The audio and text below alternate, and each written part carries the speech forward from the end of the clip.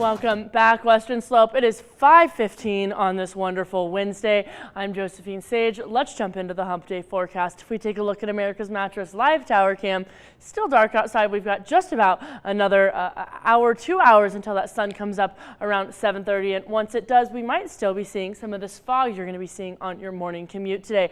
Our dew point is at 32 degrees and our temperature outside is actually 32 degrees as well. So we're going to have some pretty heavy fog, especially down in those lower elevation areas, all those valleys on the western slope. Our weather headlines are going to show us an increase in temperatures today and then a decrease in temperatures this evening and into the end of the work week. We've got some unsettled weather moving on in today as well as into the late work week, and we've got some snow in store for our higher elevation areas.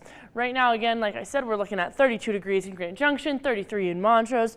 Further east of us, we are looking to be also down close to that 30 range, 31 in Gunnison, Aspen, Glenwood Springs. And folks, we've had this unsettled weather moving on in from the west coast for just a couple of days.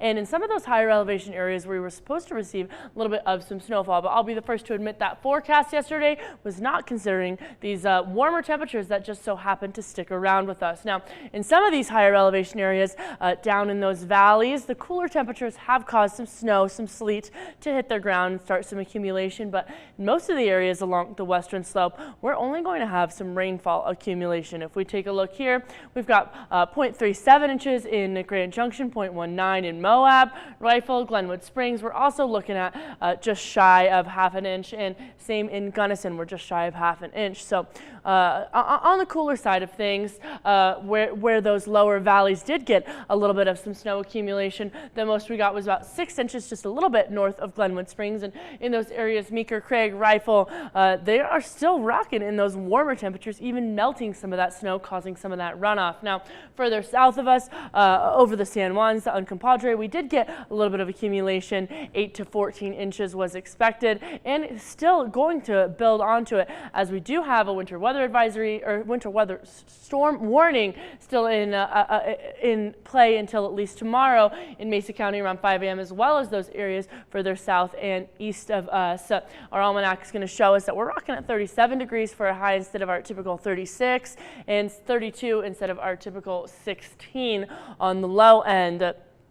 Now, if we take a look at our overnight lows tonight, we're going to take that drop and get underneath that freezing point. 24 degrees in Grand Junction, 21 in Montrose, and down into those teens as we move further eastward. Tomorrow during the afternoon, we are going to get just a few degrees above that freezing point, down at 36, 33.